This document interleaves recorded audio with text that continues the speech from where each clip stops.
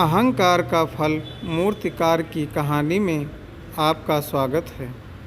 एक समय की बात है, एक गांव में एक मूर्तिकार रहता था। मूर्तिकला के प्रति अत्यधिक प्रेम के कारण उसने अपना संपूर्ण जीवन मूर्तिकला को समर्पित कर दिया था। परिणामतः वह इतना पारंगत हो गया था कि उसकी बनाई हर मूर्ति जीवंत प्रतीत होती थी। उसकी बनाई मूर्तियों को देखने वाला उसकी कला की भरी भरी प्रशंसा करता था। उसकी कला के चर्चे उसके गांव में ही नहीं बल्कि दूर दूर के नगर और गांव में होने लगे थे। ऐसी स्थिति में जैसा सामान्यता होता है वैसा ही मूर्तिकार के साथ भी हुआ। उसके भीतर अहंकार की भावना जागृत हो गई।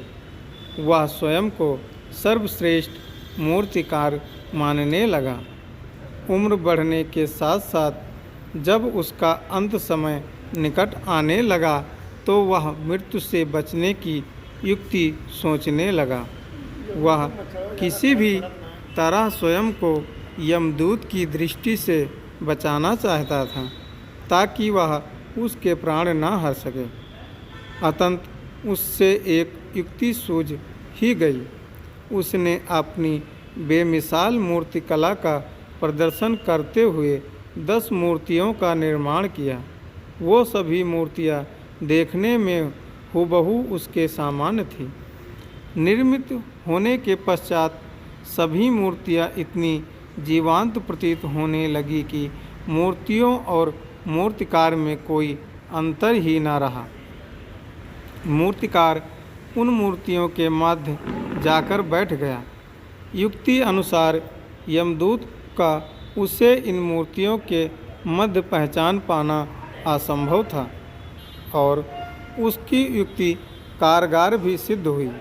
जब यमदूत उसके प्राण हरने आया तो 11 एक श्री की मूर्तियों को देखकर चकित रह गया।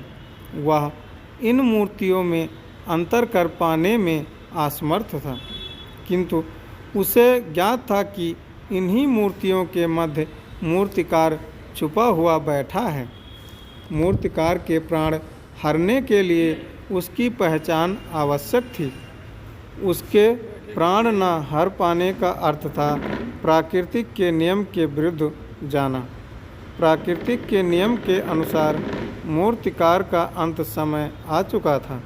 मूर्तिकार की पहचान करने यमदूत हर मूर्ति को तोड़कर देख सकता था, किंतु वह कला का अपमान नहीं करना चाहता था। इसीलिए इस समस्या का उसने एक अलग ही तोड़ निकाला। उससे मूर्तिकार के अहंकार का बोध था, अतः उसके अहंकार पर चोट करते हुए वह बोला, वास्तव में सब मूर्तियाँ कलात्मकता और सौंदर्य का अद्भुत संगम है, किंतु मूर्तिकार एक दृष्टि कर बैठा।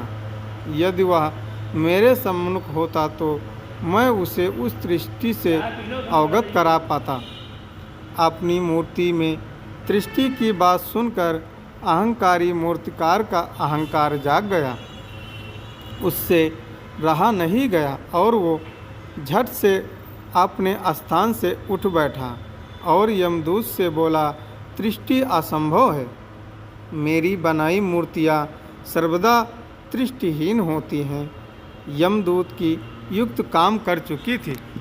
उसने मूर्तिकार को पकड़ लिया और बोला, वे जान मूर्तियाँ बोला नहीं करती और तुम बोल पड़े। यही तुम्हारी दृष्टि है कि अपने अहंकार पर तुम्हारा कोई बस नहीं है। यमदूत मूर्तिकार के प्राण हर यमलोक वापस चला। अहंकार विनाश का कारण है, इसीलिए अहंकार को कभी भी खुद पर हावी न होने दें। और दोस्तों, ऐसी और ढेर सारी प्रेरणादायक कहानी को सुनने के लिए प्लीज़ हमारे चैनल को लाइक, कमेंट, सब्सक्राइब करें। दोस्तों, फिर मिलेंगे हम लेकर आपके माध्य एक और नई कहानी। तब तक के लिए जय हिंद, जय भारत। प्लीज़ आप सभी लोग हमारे चैनल को सब्सक्राइब ज़रूर करिए और हमारा सपोर्ट करिए। जय हिंद, जय भारत।